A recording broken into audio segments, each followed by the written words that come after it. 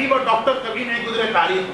تو کہا عیسیٰ سانپ کا معجزہ نہیں لائے, تم اپنے آپ کو ڈاکٹر سمجھتے ہو, عیسیٰ تمہارے علم طب کے مقابلے میں ویسا ہی معجزہ لائے تاکہ تمہارا غرور جو ہے وہ ختم. رسول کے زمانے میں عرب کہتے تھے ہم سے زیادہ کون بول سکتا ہے, یہ ایرانی, پاکستانی, ہندوستانی, یہ تو گونگے, عجم گونگے. اچھا تو تمہارے مقابلے میں معجزہ بھی قرآن زبان و بیان کے اعتبار سے ہو. اللہ کا کرو کہ اگر وہ جادو لائے تو اس کے مقابلے میں جادو توڑنے کو آئے. وہ اگر علم طب لائے تو موسیٰ عیسیٰ مردے کو زندہ کر دے. تم کیا کرو گے؟ بخار ٹھیک کرو گے, نزلہ ٹھیک کرو گے؟ ہم تو مردے کو زندہ کریں. تم اگر 7 قصیدے لکھو, اِنَّا أَعْطَيْنَاكَ کے 3 آیتیں آئیں گے, خود ہی کہیں گے مَا هَذَا کلام البشر, یہ انسان کا کلام تو نہیں لگ رہا. تو یہ طریقہ دیکھیے, مختلف میں مثالیں دے رہا ہوں. بس جب شیطان نے کہا کہ آج ہندوستان اور پاکستان کا ماحول, بلکہ خاص طور پر پاکستان اتنا بگڑنے کے باوجود بے دین اتنا نہیں بن پایا, تو آخری حربہ ہے شیطان کا عورت, ان کی عورت کو گمراہ کرو. اور اگر اس کا مقابلہ کرنا تو وہی طریقہ جو آپ نے اسلام کا مزاج سمجھا کہ دشمن جو ہتھیار لائے اس سے چھین کر اس کا ہتھیار اسی کے منہ پہ دے مارا. چنانچہ عورت کو بہکانے سے شیطان اپنا مشن شروع کر رہا, اور عورت کے ذریعے سے اسلام کا تحفظ یہ ہم سب کی ذمہ داری. عورت کی ذمہ داری خود بھی ہے, اور میں نے گزشتہ تقریر میں کہا مگر اس میں مردوں کو بھی حصہ لے, انہیں بھی جتنے عورت کے حق, اور جو وہ چیزیں ہیں جن سے شیطان عورت کو بہکا سکتا. دیکھیے بہت ہی مختصر میں بات کرتا ہوں, اس لیے کہ مردوں کو کیا کرنا, یہ پچھلی دفعہ جب فائنل ہو رہا تھا اس وقت کا ہمارا موضوع بن چکا, دوبارہ وہ نہیں دہرانا. آج تو آخری پیغام سے پھر بات عورتوں تک جائے گی. لیکن ایک آخری بات, شیطان عورت کو جب بہکانا چاہتا تو پہلا طریقہ یہ کرتا ہے کہ کسی طرح اس کو گھر سے باہر نکالنا. گھر سے باہر نکالنا یہ محاورتاً, ورنہ تو عورت اسلامی ماحول میں بھی گھر سے نکلے, لیکن ایک نکلنا ہے حجاب کے ساتھ, تقدس کے ساتھ, پاکیزگی کے ساتھ, ہر قدم پر اس احساس کے ساتھ کہ اللہ اور رسول اس میں ناراض ہے کہ خوش. چنانچہ ایسی عورت کا گھر سے نکلنا جو جائز بھی ہے اور بعض اوقات مستحب بھی, کہ دفتروں میں کام کر سکتی ہے, یا ہوائی جہاز میں جیسے ایران ایئر کی جہاز ہے ایئر ہوسٹس بن سکتی ہے, جو دنیا میں سب سے بےہودہ پیشہ مانا جاتا ہے. لیکن اس انداز کی عورت نہیں جو ہر قدم پہ یہ ضرور سوچتی ہے کہ اس سلسلے میں خدا اور رسول کو مجھے کیا جواب دینا. اس کے ساتھ حجاب ہو, وہ زیور پہنے گی تو مگر الگ انداز, وہ خوشبو لگائے گی مگر الگ نیت سے, یہ والا نکلنا ممنوع نہیں. لیکن جس طرح شیطان نکالنا چاہتا ہے, بے شرم بنا کر, بے حیا بنا کر, شریعت کو بوجھ بنا کر, چادر کو ایک قید بنا کر, بالکل ایک قسم کے فیشن پریڈ میں حصہ لینے کے لیے یا ماڈل گرل بنا کر, اس طرح کا نکلنا جو شیطان چاہتا ہے. تو کیسے نکالیں؟ اس کے لیے وہ مردوں کی 2 غلطیوں کو استعمال کرتا ہے. اگر کسی معاشرے میں مرد یہ 2 غلطیاں نہ کرے تو پھر بھی بگڑنے والی عورت تو بگڑے, لیکن کم عورتیں بگڑیں. اور جہاں پہ مرد یہ غلطیاں کر لیں, سمجھدار اور پرہیزگار خواتین بھی گھر سے نکلنے میں مجبور. نمبر 1, اسلام کے مزاج مرد پر واجب ہے کہ عورت کو نان و نفقہ کرے. اگر وہ نان و نفقے میں کوتاہی کرے, عورت کی ضروریات کو پورا نہیں کر رہا جبکہ پورا کر سکتا, چلے یہ بھی قابل برداشت, لیکن نان و نفقہ جو اس پر واجب, وہ سمجھے کہ میں جیسے عورت پر احسان کر رہا ہوں, یعنی تانے کے ساتھ ذرا سی بات پہ روٹی بند کرنے کی دھمکی, ذرا سی بات پہ میکے بھجوانے کی دھمکی. اب جس عورت کا میکا کمزور, وہ یہ دھمکی سنے گی اور خون کے گھونٹ پی کے, لیکن اسے خاموش رہنا. لیکن یہ کتنی بڑی غلطی. یہ شخص فقط اپنے گھر کو تباہ نہیں کر رہا, یہ اسلام کی دفاعی سرحد کو توڑ رہا. اسے نہیں پتا کہ جو اس نے تانا دیا. دیکھیے واجبات کو ادا کر کے کسی کو تانا آپ نہیں دے سکتے. آپ نماز پڑھ کے کسی کو تانا نہیں دے سکتے کہ میں نماز پڑھتا ہوں, تو تم پہ واجب, ہم پہ کیا احسان کر رہے ہیں. آپ حج کر کے آئے, کسی کے اوپر آپ احسان نہیں جتا سکتے, ہم پہ کیا احسان جتا ہے, تم پر واجب. آپ خمس نکالتے ہیں, خمس دینے کے بعد آپ کسی پہ احسان جتائیں کہ ہم نے تو فلاں مجتہد کو خمس دیا, تو تم پر واجب تھا, تم نے احسان کیا کیا, لے جاؤ اپنا خمس. چنانچہ امام خمینی کی سیرت میں پڑھی, کتنے ہی لوگوں کے خمس اٹھا کے منہ پہ پھینک, احسان جتانا کہ تمہارا واجب ادا ہو رہا, ہم پہ احسان نہیں کر رہے. اسی طرح یہی مسئلہ عورت کے نان و نفقے کا. شوہر نے اگر بیوی کی ضروریات پوری کی, لیکن ایک مرتبہ تانا دے, ایک مرتبہ تنزیہ بات کر, ایک مرتبہ دھمکی دے کہ یہ سب چیزیں ختم ہو جائیں. اول تو یہ حرام. عورت کے حقوق جو ہیں، عورت کا نان و نفقہ شوہر پہ واجب. جس طرح آپ یہ نہیں کہہ سکتے کہ اگر مجتہد نے میرے مرضی کا فتویٰ نہیں دیا میں ان کو خمس دینا بند کر دوں. کل کے بند کرتے آج بند کر دو، خمس ان پہ احسان کرو. لیکن خود یہ کہنا ہی حرام، خود یہ کہنا ہی حرام ہے کہ میں خمس دینا بند کر دوں.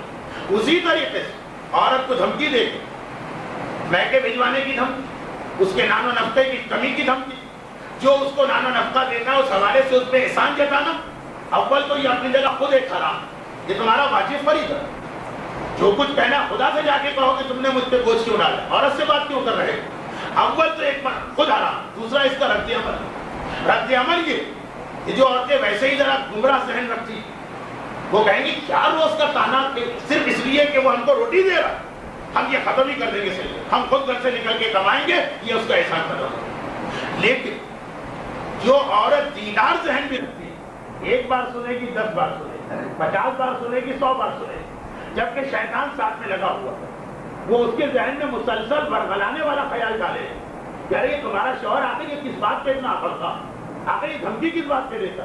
شریف سے شریف عورت 100 دفعہ سنے گی، پھر وہی ہو کہ میں خود نوکری کروں گی، تانا کس بات پہ، نہیں چاہیے مجھے تمہاری روٹی، نہیں چاہیے مجھے تمہارا مکان، کیا میکے کی دھمکی ہے، میں خود اپنا مکان کرایہ پہ لے سکتی ہوں. کہنے کو تو ہو جائے کہ بھائی کھلا گھرانے کی عورتیں باہر نکل گئی، مگر باہر نکالا کس نے نان و نفقے کو ذریعہ بنائے عورت کو دبانے کا، جو اس نے کہا کہ مجھے نہیں چاہیے نان و نفقہ. اور دوسری بات، بلا وجہ بات پہ تانے دیں. آپ نے دیکھا ہو کہ مالی پریشانی بھی عورت برداشت کرتی، لیکن بے عزتی اور توہین، اٹھتے گالی بیٹھتے لات کی سمجھا جائے کہ جیسے اس عورت کی جو بیوی بن کے آئی کوئی عزت اور کوئی احترام ہی نہیں. ہوگا کیا، شریف زادیاں دبی رہیں لیکن اگلی نسل نہیں دبی.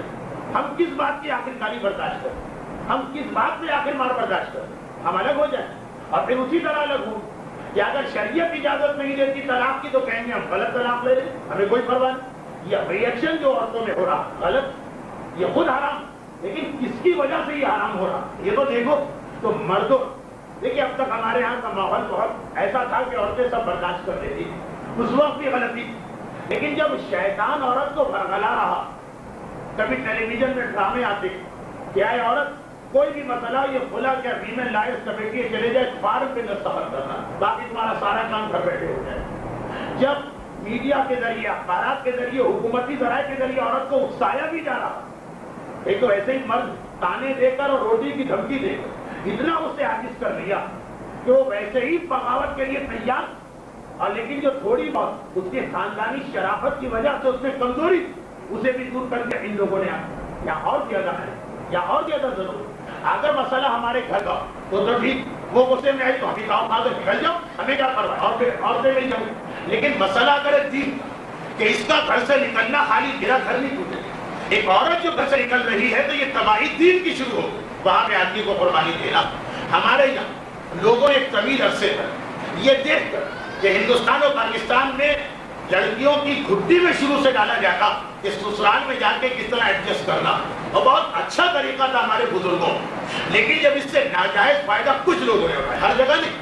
اور یہ دو دھمکیاں، ایک یہ روٹی کی اور ایک اس کی عزت نفس پہ حملہ، اسے مارنا، پیٹنا، گانا، گلوچ، طنز، تانے، ذرا سی بات پہ کہنا کہ سارے گھر سے ہاتھ جوڑ کے معافی مانگو. مثلا وہ بھی ایک انسان، وہ بھی عقل و شعور رکھتی، وہ بھی کس حد تک دبے، اس کی بھی اپنی توہین ہوتی، وہ خود بھی محسوس کرتی ہے مجھے دبایا جا رہا. چنانچہ غلط طلاق لے کے الگ ہو، بغیر طلاق کے الگ ہو، گھر سے باہر نکلے گی اور کشتیاں جلا کے لے گی. جب گھر سے نکل ہی گئی، ایک مرتبہ مثلاً ہمارے والدین کا نام خراب ہو ہی گیا تو پھر خوب عیش و آرام کے ساتھ دیکھو. اچھا آپ دیکھیں، یہ گھر سے اس کو نکالا ہے شیطان، تو شیطان نے عورت کی محبت میں اس کو گھر سے نہیں نکالا.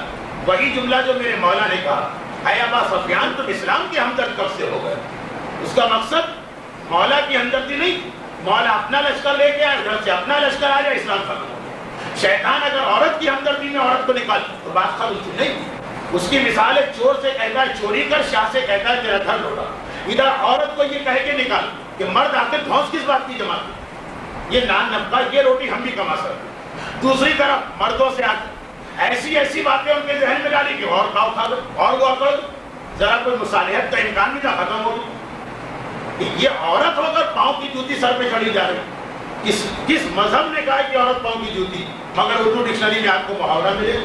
اب مرد کے ذہن میں الگ سے پھونک رہا, تمہیں کوئی ضرورت نہیں ہے جھکنے, تمہیں کوئی ضرورت نہیں مصالحت, کیا تم اس سے دبتے ہو, کیا تم اس سے پست ہو؟ جی تم شوہر ہو, تمہاری بات اس کو ماننا. دیکھیے اگر وہ عورتوں کی ہمدردی میں عورت کو باہر نکالتا تو مرد کو آ کر ٹریننگ دے گا, یہاں میں اسے باہر جانے اور تم اس کا خیال کرو, وہ کمزور ہے, اس کا حق زیادہ ہے. نہیں, وہ تو لڑانا چاہتا. مردوں کے ذہن میں اکیلا خیال ڈالو. چنانچہ ایسے ایسے محاورے بنا دیے, جورو کا غلام, زن مرید, شادی کے بعد ہر آدمی کی زندگی بدلنا چاہیے, ورنہ اس کا مقصد تو یہ ہے کہ جو شادی تم نے کی بیوی کی کوئی ذمہ داری ادا نہیں کر رہے. اب مذاق شروع ہو. جن کو ہم لوگ مذاق کہتے ہیں, یہ سینے میں لگنے والے وہ تیر ہیں جس کی وجہ سے شیطان کا کام آسان ہوتا ہے. ایک صاحب پہلے وقت پہ آتے جب ذرا دیر سے آئے, ہم نے کہا ہاں ٹھیک, آپ کو بلانا ہے تو اب تو بھابھی سے بات کرنا پڑے گی, آپ سے تو بات کرنا. دیکھا بھائی آپ ویزا لے کر آئے ہیں اپنے گھر سے کہ لے کے نہیں آئے, ایسا نہ ہو کہ پھر آپ کی انٹری بینک ہو جائے. اب دیکھیے بہت چھوٹی چھوٹی باتیں, ان کو بھی پتہ نہیں کہ یہ مذاق نہیں کر رہے, اسلام کی جڑ کاٹنے کی کوشش کر رہے. اسلام بچ جائے, لیکن مسئلہ یہ کہ ماحول تباہ ہو جائے. اب یہاں مردوں کو اس طرح سے بہکایا جائے بطور مثال. عورت کو برا بھلا کہیں, دو کے سامنے ڈانٹ دے, بیوی کی توہین کر دے, اس کو سب سننا. لیکن آپ دفتر سے تھکے ہوئے کھا رہے ہیں, آپ نے دیکھا کہ آپ کی والدہ آپ سے ملنے آئی ہیں, آپ کی بہنیں آپ سے ملنے آئی ہیں, بھائی ملنے آئے, بہت تھکے ہوئے آپ. بیوی بھی آج بہت تھکی ہوئی, اس نے برتن دھوئے ہیں, اس نے کپڑے دھوئے ہیں, بچوں کو اسکول سے لائے, آپ نے دیکھا وہ بھی تھکی. آپ جلدی سے پہنچ کے کھانے لے گئے, چائے بنا کے لائے, بیوی کو پیش کی کہ تم بھی تھک گئی ہوگی, لو بسم اللہ چائے. کتنے پرسنٹ مرد ہیں کہ ماں بہنوں کے سامنے اس کو یہ عمل کرو, چاہے تنہائی میں کبھی کر بھی, لیکن ماں بہنوں کے سامنے نہیں, توہین نہ ہو جائے, مذاق نہ اڑائیں, بہنیں تانے نہ دیں, ماں ایک مرتبہ پیچھے نہ پڑ جائے. آپ دیکھیے اس میں کیا غلط بات ہو. کوئی مہمان آپ کے پاس آیا, آپ چائے بنا کے لے گئے, نہ بہن کہے گی نہ ماں کہے گی. لیکن بیوی چاہے وہ برابر سے تھکی, آپ اس کو چائے بنا کے ماں بہنوں کے سامنے دیں, یہاں تک کہ وہ کچھ بھی نہ کہیں تب بھی آدمی خود اپنی جگہ شرمندگی محسوس کرتا. یہ سب کیوں؟ یہ کون سی شرمندگی؟ اسلام کے اندر مومن اور مومنہ کی مدد جو مستحب, اس میں محرم مومنہ بیوی بھی اس میں شامل. لیکن کتنے لوگ برداشت کریں گے؟ یہ اپنی غیرت کے خلاف سمجھے, یہ اپنی مردانگی کے خلاف سمجھے. چاہے جب گھر میں کوئی نہ ہو تو بیوی سے دب کے رہتے بھی, لیکن دوسروں کے سامنے اکڑ کے رہنا اور یہ ثابت کرنا کہ ہم کسی سے نہیں ڈرتے. ڈرنا الگ ہے, احترام الگ ہے. اب دیکھیں شیطان کا طریقہ, ادھر عورتوں سے یہ تھا اور مردوں نے غلطی کی تب اسے کہنے کا موقع ملا. یہ دوسری بات, یہ غلطی تھی چھوٹی, اس نے رائی کا پربت بنایا, مگر بہرحال کوئی رائی تھی تو پربت بنایا, اور کہا کہ کیا تمہیں دھمکی دی جائے, چھوڑ دو. وہ زمانے گئے جب عورت یہ سوچتی تھی کہ میں نے شوہر کو چھوڑا تو میرا گزارا کیسے ہو, میکے میں تو اتنی گنجائش نہیں ہے, بڑی مشکل سے انہوں نے اس بیٹی کو دھکیلا ہے گھر سے باہر, واپس کیسے. اب وہ زمانہ نہیں. مردوں کے لیے تو یہ مسئلہ صحیح ہے کہ جاب کے لیے نوکری چاہیے, عورتوں کے یہاں تو اکثر گھر میں بیٹھ کی جابیں آ جاتی ہیں. ماحول ایسا بنایا جا رہا, مقصد عورت کی ہمدردی نہیں ہے, مقصد معاشرے کو بگاڑنا. اور ادھر مرد تانے, غیرت, عزت, ناک نہ کٹ جائے, اونچ نیچی نہ ہو جائے, زن مرید نہ کہلائے, جوروں کو غلام نہ کہے, اس کو ادھر اور زیادہ سخت کر دیے. یہ شیطان کا مقصد, یہ ٹینشن بڑھتا ہے, خاندانی ماحول ٹوٹ. اب اس میں سے جو اپنا خیال کرے گا تو ٹھیک, ہم کسی سے کم نہیں, ہم کیوں چھوڑیں. اور اگر کوئی اسلام کا خیال کرے گا, اپنے لیے نہیں جھک رہے, دین کے لیے جھک. یہ عورت چاہے غلط گھر سے باہر جا رہی, چاہے یہ زیادتی کر رہی, مگر بہرحال اس عورت کے نکلنے کا مقصد یہ گھرانے کو تباہ کرے. اللہ اور رسول کے دین کو بچانے کے لیے ہم تھوڑی قربانی, یہ سب نیتوں پہ دار و مدار. لیکن نہیں, شیطان مردوں کو کبھی یہاں تک آنے نہیں دے. اب یہ جو ایک ماحول چل رہا ہے ٹینشن, اس کے اندر دونوں کو قربانی دینا, اور مرد کو بھی یہ طے کرنا وہ زمانہ نہیں رہا جو آج سے 50 سال پہلے کا تھا. آج بھی بہت سے بزرگ ایسے, اور اب تو میں بھی بزرگوں کی صف میں شامل ہوں. جب درس شروع ہوئے تھے اس وقت شاید نئی نئی داڑھی آئی, اب تو یہ داڑھی بہت پرانی ہو گئی, تو اب میں بھی بزرگوں میں ہوں, اس لیے یہ بات کہہ سکتا ہوں. اور وہ یہ کہ دیکھیے ہر زمانہ بدلتا, خصوصاً جب شیطان اور حکومتیں پیچھے پڑیں.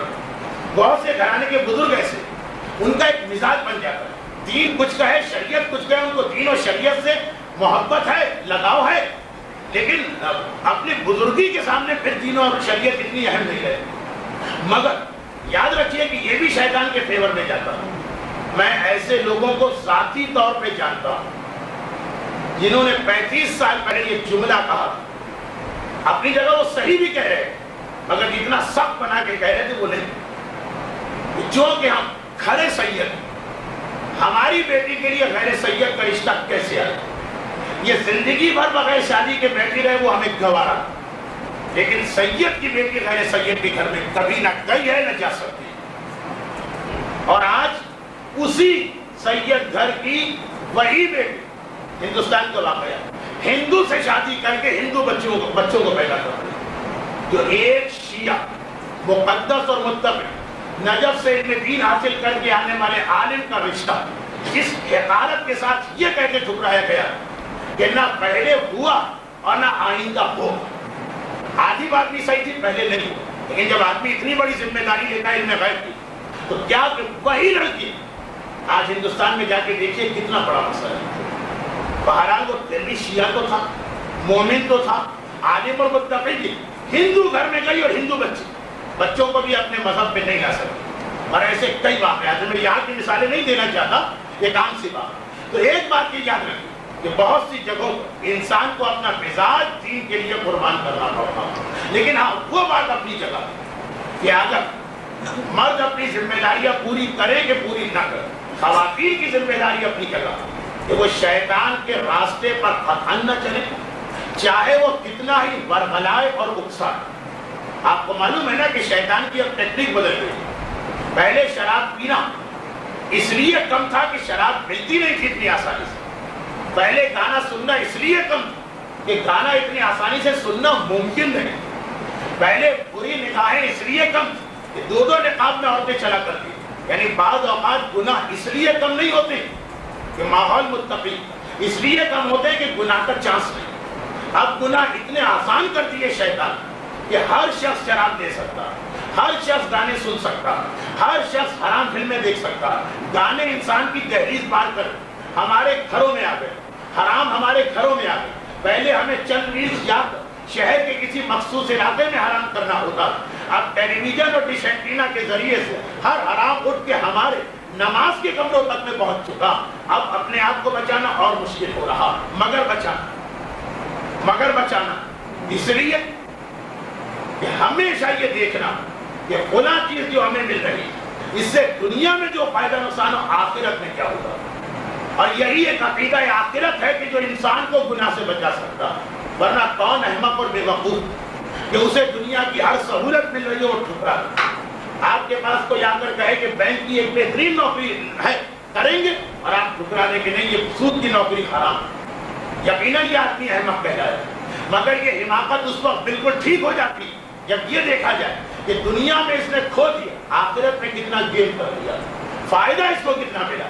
अगर हमारी बैलेंस शीट फकत दुनिया में क्या गया और दुनिया में क्या मिला, तो हम अहमक।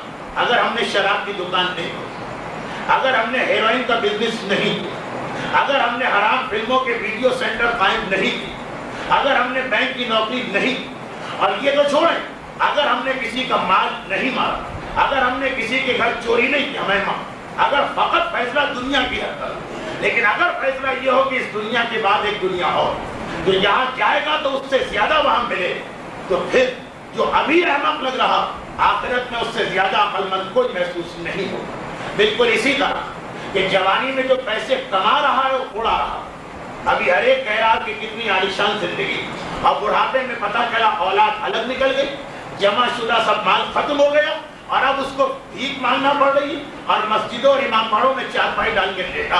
अब वही लोग जो 10 साल पहले उसकी तारीफ कर रहे थे कितनी अच्छी जिंदगी, आज कहेंगे कितना अहमक आदमी है कि हजारों कमाए और कुछ ना बचाए। और वो आदमी जो चलन के साथ चल रहा था, जो एक एतदाल के साथ कमा रहा था, ज्यादा सर के एतदाल के साथ कर रहा था, लोग कह रहे थे अच्छी बात है, शादी इतनी रूखी पीछी कर। लेकिन जब बुढ़ापे में देखा कि वही उसका इत्मीनान बाकी रहा, का बहरहाल बड़ी अक्लमंदी से इन्होंने अपनी जिंदगी को प्लान किया, ये कुछ भी नहीं। आखिरत अगर सामने हो तो दुनिया की बड़ी से बड़ी कुर्बानी होगी। इसीलिए एक रिवायत कि जन्नत वालों की अक्सरियत को जिन्हें दुनिया में लोग अहमक और बेवकूफ कहा करते हैं, जन्नत में वो लोग जाएंगे जो दुनिया में बेवकूफ कहलाते हैं। जैसा कि मैंने कहा ये बेवकूफी है कि एक औरत बेहतरीन रिश्ता ठुकरा दिया लड़की, इसलिए कि पता है कि शौहर मुझे बेपर्दा कमाए, कहा नहीं चाहिए मुझे ये बेहतरीन रिश्ता। दुनिया में क्लर्क के पल्ले बंद, लेकिन कहा कि ठीक میں اپنے واجبات کو تو بچا رہی، آخرت میں مجھے اس کے بدلے میں ساری دنیا کی لڑکیاں اس کو احمق کہیں۔ امام کہہ رہے ہیں ایسے ہی احمق جنت میں جائے جسے دنیا کے لوگ احمق قرار دے رہے۔ اور یاد رکھیں ہماری آج کی مثالیں آپ کو عجیب لگتی ہیں، یہی چیز آپ آئیے اب کلام معصوم میں دیکھ لیجیے، کلام معصوم میں دیکھ لیجیے، امام تشریف فرما خود آتا ہے چور، یا امیر المومنین مجھ سے چوری ہو گئی، میرا ہاتھ کاٹ، جس سزا پر دنیا تڑپ اٹھتی ہے دوسروں کے بارے میں سن کر کہ بھئی آپ چور کا ہاتھ کاٹتے ہیں، ان کا ہاتھ نہیں کاٹ رہے، پھر بھی یہ تڑپے جاتے چور کی محبت، چور خود آ رہا۔ مولا نے منہ بھی پھیر، مولا نے اس کی بات بھی نہیں سنی۔ مولا نے پہلے کہا شاید تمہیں معلوم نہ ہو کہ چوری حرام، شاید تم نے 1 درہم سے کم کی چوری کی، شاید تم فاقے سے مر رہے، نہیں مولا، دنیا والوں کی حد تک اپنے آپ کو بچانا تھا تو ہر بہانے پہ یس کہہ سکتا۔ مسئلہ ہے اس علیم و خبیر کے سامنے جانے کا جو ایک ایک عمل کو جانتا، نہیں مجھے پتا ہے کہ غلطی مجھ سے جان بوجھ کر ہوئی۔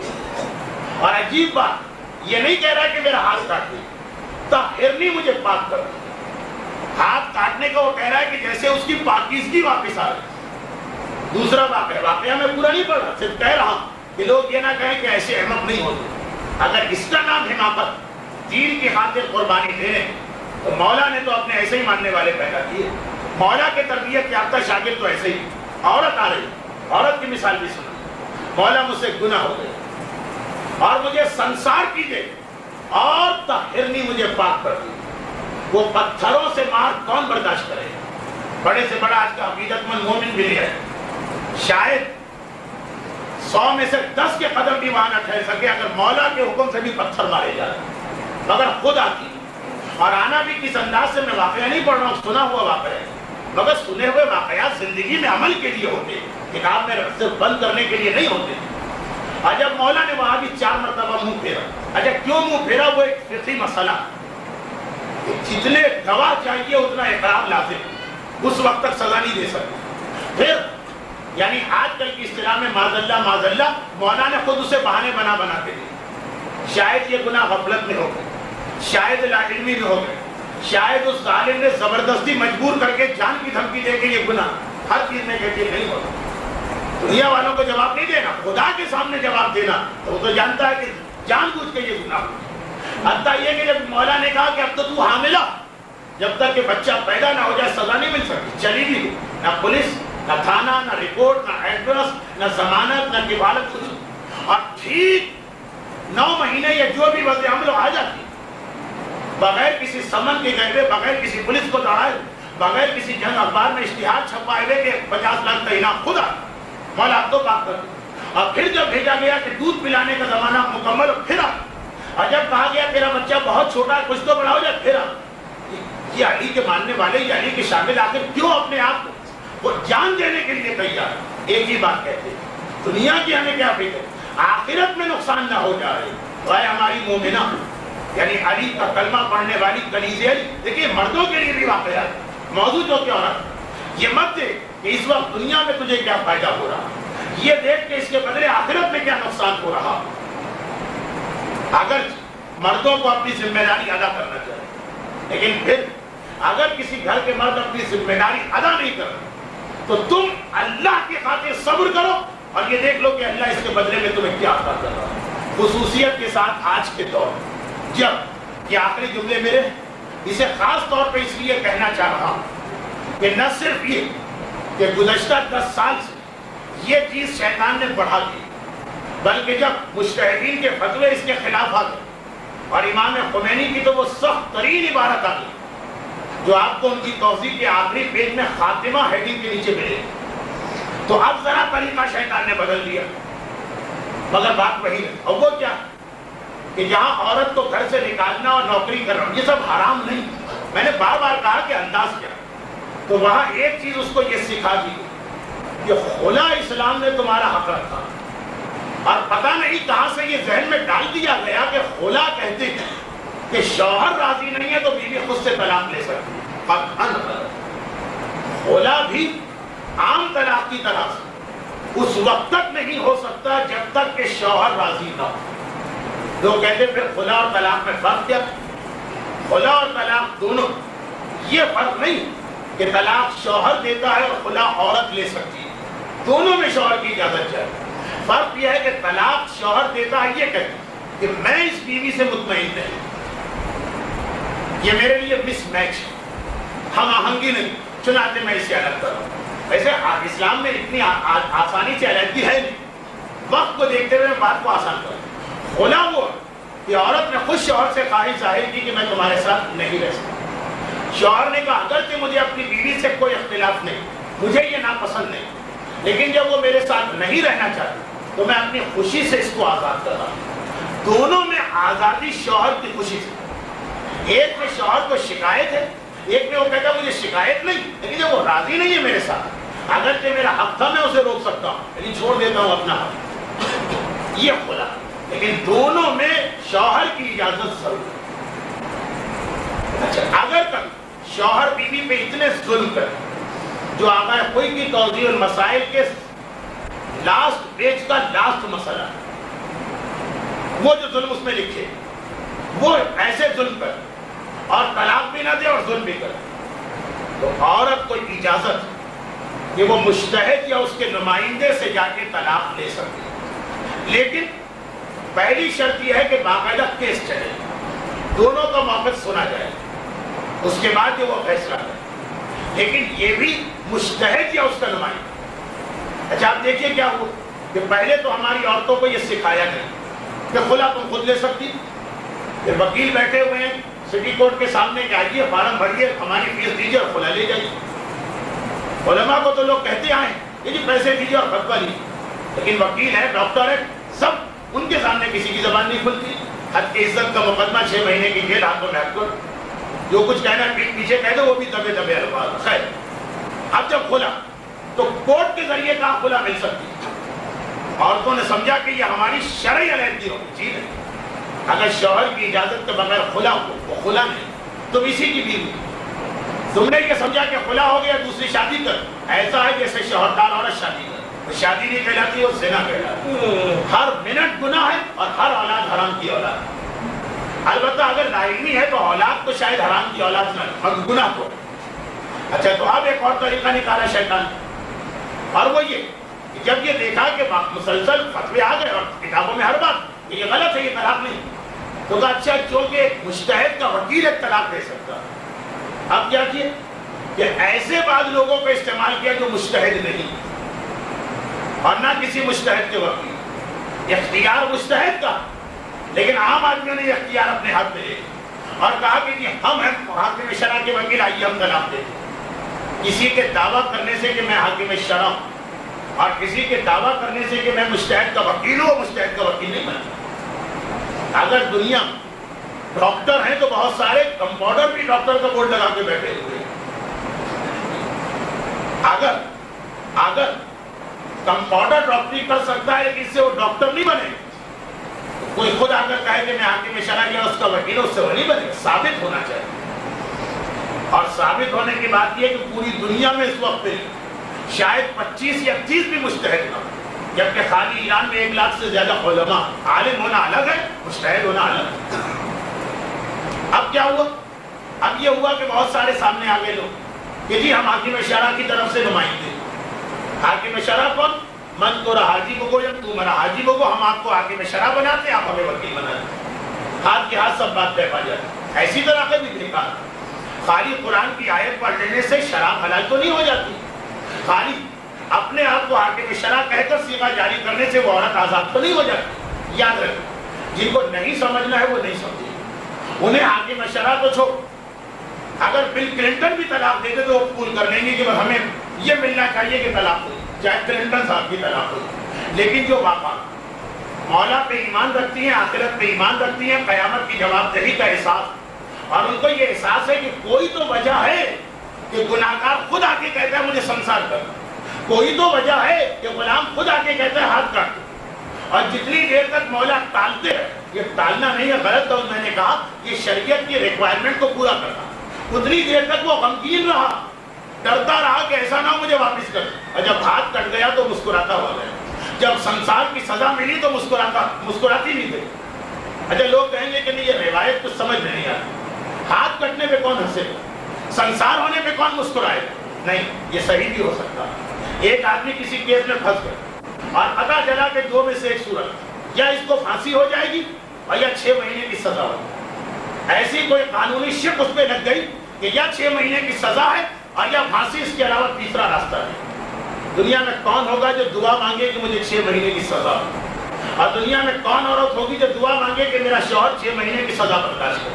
नहीं, कुछ औरतें हैं जितनी देर शौहर बाहर रहे अच्छा खैर, लेकिन मैं एक आम मिजाज की बात कर रहा हूँ। दुनिया में कौन बेटी है जो दुआ करेगी कि मेरे बाप को 6 महीने की सजा? लेकिन जब ऐसा केस फंस जाए, ये बेटी जाके मन्नत मान के आएगी रोजे में कि मौला 6 महीने की सजा हो जाए, ये जज यही फैसला करे। वो मुजरिम मन्नत मानेगा कि खुदाबंदा जज ऐसा उसका हाथ बेकाबू हो कि मुझे 6 महीने की सजा दे। अरे ये कौन अहमक है जो 6 महीने की सजा के लिए मन्नतें मांग रहा? वो कहे और फिर फैसला हो। जज साहब आए, वो आके अपनी कुर्सी पे बैठे, कोई हथौड़ा भी होता है वो उठाया। अब जो है धड़कते दिल के साथ मुजरिम और उसके घर वाले भी कह रहे खुदा करे 6 महीने की सजा का फैसला हो, खुदा करे 6 महीने की सजा का फैसला हो। और जब जज ने एक मरतबा फैसला शुरू, अब एक मरतबा दुआएं शुरू हो कि किसी तरह इसकी जबान पे सजा आ जाए, और उसने कहा इस मुजरिम को मैं 6 महीने की सजा देता हूँ, सब खुशी से खेलो। उसके घर वाले एक दूसरे के गले लग गए। अगर कोई कहे कि कौन है मां, कहा ये मत देखो कि सजा हुई, ये देखो कि फांसी से बच गया। अगर सजा न होती तो दूसरी सजा से फांसी। खुशी जेल जाने पे नहीं है, खुशी फांसी से बचने पर। खुशी संसार होने पे नहीं है, खुशी कयामत की सजा से बचने पर। खुशी हाथ कटने पे नहीं है, खुशी खुदा की नाराजगी से महफूज होने पर है। तो ये तसव्वुर जो मौला अपने हर मानने वाले और हर मानने वाली के जहन में पैदा करना चाहते हैं, आज की औरत की समझ में भी आ गया। तो अगर कि कोर्ट उसके घर चल के आए, हम खुला दिलवा देंगे, कहेंगे नहीं मुझे ये खुला नहीं चाहिए, क्योंकि इसके बदले में कयामत में मैं उस गुरोह में उठाई जाऊंगी जो जानियों का गुरोह। अगर खुद से चलकर कोई नाम नेहाद आदमी आकर कहे कि मैं हाकिम शरअ तुम्हें तलाक देगा, जब तक कि साबित नहीं है हाकिम शरअ होना, कहे कि मुझे नहीं चाहिए ये तलाक। याद रखिए, अगर आखिरत ताज़ा, अगर आखिरत की याद, अगर आखिरत से, लेकिन है ये कुर्बानी बहुत बड़ी देना पड़ेगी अगर वाक़ान आखिरत की याद। लेकिन हाँ, जैसा कि मैंने कहा कि ये गुनाह हमारे यहाँ बढ़ता जा रहा है। एक बात कह दूं और आज की गुफ्तगू बस बहुत हो गई ये बात, यकीनन आपको ज़हमत हुई, लेकिन आखिरी ज़हमत है ये फ़िलहाल 17 रबीउल अव्वल, और वो आखिरी बात ये मैं बहुत सोच समझ के लेकिन डरते डरते कह रहा हूँ। अगर मेरे जुमले कुछ गलत हो जाए तो एक बात का ख्याल रखिएगा, जुमे के दिन सुबह 10:30 से ले आज इतवार की रात के 10 बजे तक मुसलसल में मसरूफ। जो लोग हज पे जा रहे हैं उनसे पूछिएगा, दोनों दिन जुमे रखते 4-4 घंटे हज की क्लास, सुबह के दर्स अलग। तो हो सकता है कि आखिर, और अभी भी यहाँ से पहले एक दर्स दे के आया और वो भी बहुत लंबा हो गया, तो शायद जुमला मेरा सही ना हो सके, मेरे जुमले से ज्यादा उसके मफ़हूम पे गौर कीजिए। कहा जाता कि लोगों मोहब्बत अहले बैत से हटाने के दुश्मनों ने एक तरीका इख्तियार किया कि उन्हें पता कि जिस बच्चे की विलादत हलाल तरीके से न हो, वहां पे फिर मोहब्बत अहले बैत मुश्किल हो जाती है उसके सीने। तो कुछ ऐसे मसले बनाए गए कि जिसकी वजह से मुसलमानों की नस्ल में खराबी आई है। मसलन हज में से तवाफ़ निसा हटा दिया, मसलन मुतक़ुन निसा को हराम कर दिया गया ताकि माशरे में ज़िना बढ़ जाए, एक तरीका सोचा गया। और ये तारीख में इसकी तफसील है, मैं इससे ज़्यादा खुल के न कहना चाहता हूँ और न ही ज़रूरत, इतना काफ़ी हर एक जानता। मुझे तो ऐसा लग रहा कि शैतान ने यह देखा कि दुश्मनान अहले बैत की ये ट्रिक कामयाब हो चुकी है और नस्ल को खराब करके लोगों को दुश्मन अहले बैत बनाया जा सकता है। तो शैतान ने कहा कि ये तरीका खुद अहले बैत के मानने वालों पे क्यों ना आजमा लिया जाए, जो अब तक चले आ रहे हैं। वो अपने वालिदैन की वजह से, यानी रिवायत में कि अगर तुम्हारे दिल में मोहब्बत अहले बैत है तो अपने वालिदैन और बुजुर्गों की शुक्रगुजार हो, जिन्होंने तुम्हें मुहिब्बे अहले बैत बनने के काबिल बनाया। हमारा क्रेडिट नहीं, हमारे बुजुर्गों का काबिल एहतराम बुजुर्गों का क्रेडिट। लेकिन उन्होंने देखा शैतान कि आगे कोई गड़बड़ कर, चुना ये तलाक में खोला और जो मुज्तहिद और हाकिम शरअ नहीं, उसको जबरदस्ती का मुज्तहिद और हाकिम शरअ बनाकर उसके हवाले से तलाक। یہ تقریباً اسی قسم کا طریقہ بن رہا ہے جو حج میں گڑبڑ کر کے غیر شیعہ حضرات کی نسل کی خرابی کا انتظام ہے۔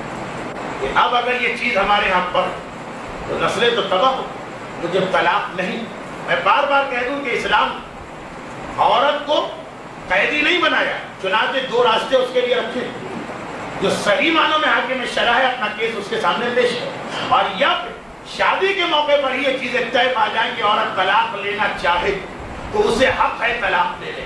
یہ ایک شرط رکھی جا سکتی ہے ایک خاص فقہی جملے کے ساتھ۔ ایسا نہیں ہے کہ یہ شرط ہی غلط ہے کہ نہیں، اگر آئندہ کوئی گڑبڑ ہو تو عورت کو بھی حق ہے کہ وہ وکیل بن کے طلاق دے سکتی، لیکن جہاں یہ نہیں ہو رہا وہاں خرابی کتنی لمبی ہے۔ جو عورت شادی شدہ ہے اس کی دوسری شادی ہو رہی، اور جو دوسری شادی نہ صرف یہ کہ غلط ہو بلکہ اتنی غلط ہو کہ شادی شدہ عورت کی اگر دوسری شادی، پہلا شوہر اب اس کو طلاق بھی دے کے آزاد کر، یہ دنیا کے ہر غیر محرم مرد سے شادی کر سکتی، مگر اس شوہر سے شادی نہیں کر سکتی جس سے اس نے خلا کے دھوکے یا غلط طلاق کے ذریعے شادی کر لی۔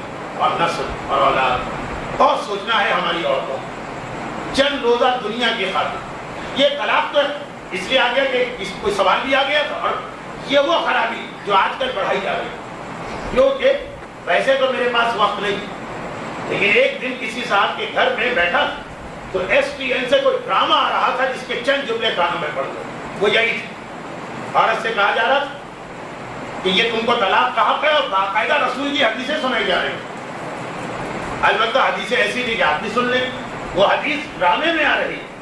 پہلے تو ہم بڑے خوش ہوئے کہ پاکستان کے ڈرامے بڑے مذہبی ہونے لگے، کہ اب جو ہے وہ حدیثوں کے حوالے آتے ہیں، وہ جہاں حدیثی شروع ہوئی وہیں پتہ چلے۔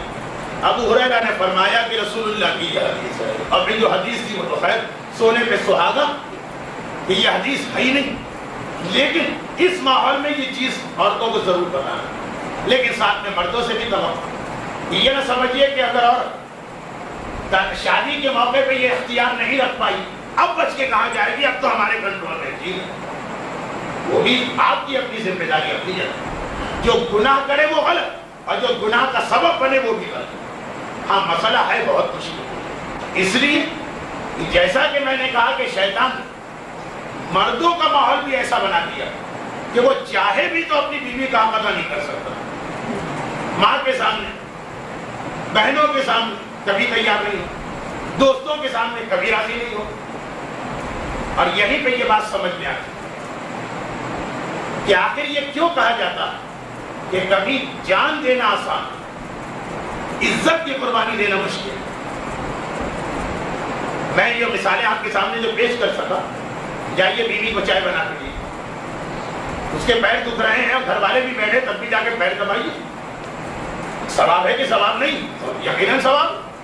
دوستوں میں سے کسی کے پیر دکھ رہے ہیں آپ اس کے پیر دبا دیں، آپ کے پیر دکھ رہے ہیں کبھی بیوی آ کے پیر دبا دیں، لیکن آپ گلا تو دبانے کو شاید تیار ہو جائیں، پیر دبانے کو تیار ہو جی، یہ توحید جی، یہ کیسے ہو سکتا ہے؟ ہم مرد اگر کہ اب دوسرے کیسز بھی آ رہے ہیں بالکل ایکسٹریم پر، لیکن میں عام معاشرے کی بات کروں، کیا بات ہے جی؟ ہماری ایک عزت ہے، ماں اور بہن کے سامنے بہت مشکل ہے، لیکن انہی لوگوں سے کہیے کہ فلاں شیعہ مسجد پہ دشمنان اہل بیت نے حملہ کیا، فلاں شیعہ امام باڑے پہ حملہ ہو رہا، 50 60 100 نوجوان نکل آئیں گے، ہم مر جائیں گے دفاع کریں گے، اور کہا جائے کہ یہ سارے حق عورت کو اس لیے دیں کہ اگر آپ نے یہ حق نہ دیے تو شیعت کو نقصان پہنچے گا، نہ آپ کو نہ آپ کی بیوی، نقصان شیعت کو۔ پھر بھی وہ قربانی دینے کو تیار ہے۔ شیعہ مسجد پہ حملہ وہ بھی شیعت کا نقصان ہے، اور شیعہ شریعت پہ حملہ یہ بھی شیعہ مذہب کا نقصان ہے، اس کے لیے قربانی دے دیں گے چاہے جان دینا پڑے، اس کے لیے قربانی نہیں دیں گے چاہے صرف ایک مرتبہ ہاتھ جوڑ کے معافی مانگنے کے بعد، جبکہ دونوں جگہ ایک ہی شیعت کا تحفظ، مگر جان دینا پھر بھی آسان۔ ماں کے سامنے اپنی بیوی سے ہاتھ جوڑ کے معافی مانگنا مشکل ہے، لیکن یہ میں جملے محاورہ کر نہیں کہہ رہا ہوں، میں مقصد یہ نہیں کہ حقیقت میں یہی ہو، ایک مزاج کی بات کر رہا ہوں کہ ایسا مزاج کیوں نہیں بن پا، اس لیے کہ جان دینا پھر بھی جان دینا آسان، یہ عزت قربان کرنا۔ اب سمجھ میں آتا جب یہ بات واضح ہو گئی کہ جان بظاہر بہت قیمتی تھی، لیکن کبھی کبھی انسان کہتا ہے میں مر جاؤں گا توحید برداشت نہیں کروں۔ جب یہ لوگوں کا مزاج میں نے دیکھا تو سمجھ میں آتا کہ کربلا کا اصل پیغام کیا، حسین نے جان دی، سید الساجدین نے جان نہیں، لیکن کیا حسین سے چھوٹا جہاد کیا؟ یہاں تک کہا جا سکتا ہے کہ حسین کے جہاد سے بھی بڑا جہاد کیا، وہ کیا قربانی؟ یہی جان دینا اس وقت مسئلہ نہیں۔ امام معصوم ہونے کے باوجود جس کے ہاتھ میں ساری کائنات کا اقتدار ہے، اشارہ کر تو ابھی نظام کائنات درہم برہم ہو جائے، ہر قربانی دے دے اگر کوئی ایسا قدم نہ اٹھانا جس سے اسلام کو نقصان پہنچے، چاہے ذاتی طور پہ یہ جملہ میں کیسے کہوں؟ اگر خود امام نہ کہتے تو مجھ میں ہمت تو نہیں۔ اقاد و ذلیلا فی دمشق کہاں، مجھے ذلیل کر کے دمشق میں لے جائے، چاہے ذاتی طور پہ ذلت کا سامنا کرنا پڑے تب وہ برداشت۔ یہ بڑا امتحان ہوگا۔ اب سمجھ میں آتا معاشرے کو دیکھ کہ آج بھی ہمارے نوجوان موت کا امتحان دینے کو تیار ہے، عزت کا امتحان دینے کو تیار نہیں۔ پاپان کو کہ عزت زیادہ قیمتی تھی، یہ میرا مولا سجاد ہی تھا۔ یہ امتحان تو غالباً کیا یقیناً انبیاء میں سے کسی کا لیا جاتا تو اس کے قدم بھی ایک مرتبہ ڈگمگا جاتا۔ نبی ہے، امتحان وہ بھی دیتا، مگر شاید آنکھوں پہ پٹی باندھ کے امتحان دیتا۔ یہ میرا مولا سجاد ہے جس نے بتایا اسلام کبھی جان سے زیادہ قیمتی شے تمہاری عزت کی قربانی چاہتا۔ اپنی عزت قربان کرو تاکہ دین بنے،